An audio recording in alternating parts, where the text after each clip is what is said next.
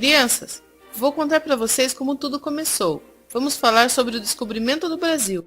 Essa história começou lá em Portugal, quando o rei Dom João, com a Revolução de Avis, centraliza o poder e com isso ele começa a tentar dominar territórios, onde destacou-se o seu filho, o infante Dom Henrique, que foi um importante combatente na tomada do Celta, em 1415.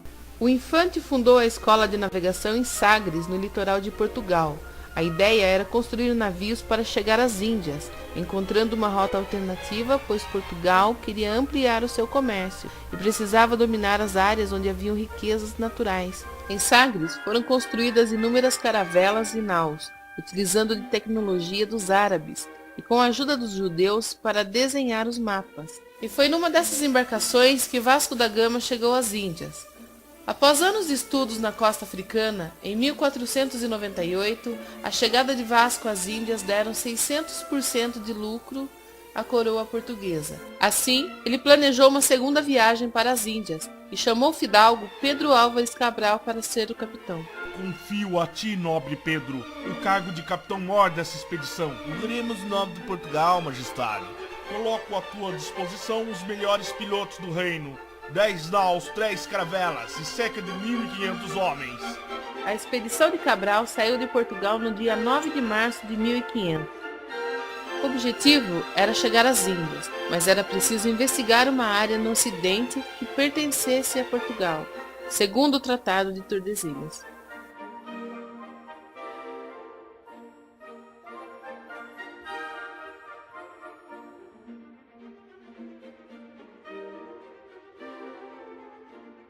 Logo no início, a expedição perdeu uma nau. Capitão, perdemos a embarcação de Vasco da Taíde. Eles podem ter naufragados, que Deus o proteja. Temos que ser cautelosos, pois iremos entrar no mar tenebroso. O Tratado de Tordesilhas dividia o mundo entre Ocidente e Oriente, delimitando as áreas de exploração da Espanha no Ocidente e Portugal no Oriente. Mas Portugal tinha direito a uma faixa de terra no Ocidente. Assim, as embarcações seguiram e foram para o sul da Bahia.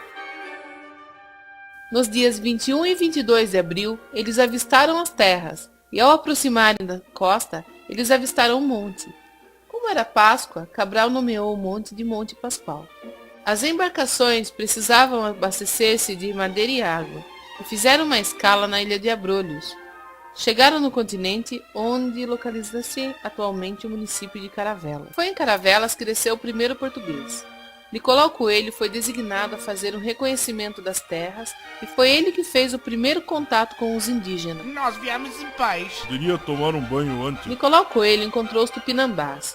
No primeiro momento, os índios ficaram cautelosos. Alguns historiadores acreditam que era por causa do mau cheiro dos portugueses. Na Europa, era comum ficarem até 6 meses sem tomar banho. Eles acreditavam que a pele suja protegia de algumas doenças, como a peste negra. O resultado desse encontro virou um escândalo, pois Nicolau tirou seu barrete e deu ao índio. Em troca, o índio deu a ele um arco e flecha.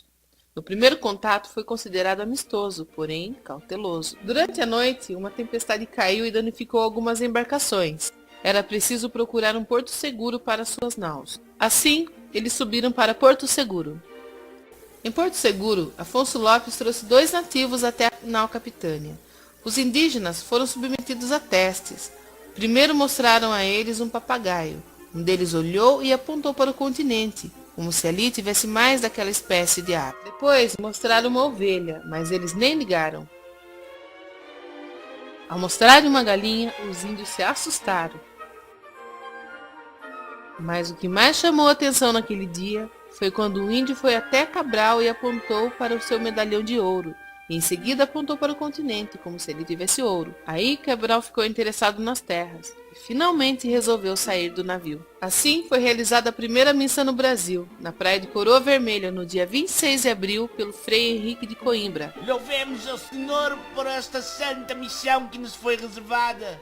Tudo isso foi registrado na carta de Pero Vaz de Caminha, que em seguida voltou para Portugal para levar a carta ao rei, mas deixou claro nas cartas que não foi encontrado ouro na terra que eles chamavam de Terra de Veracruz. Pedro Álvares Cabral ficou só uma semana no Brasil. Lembre-se, o descobrimento do Brasil não é o nascimento do nosso país, mas é como uma certidão de nascimento.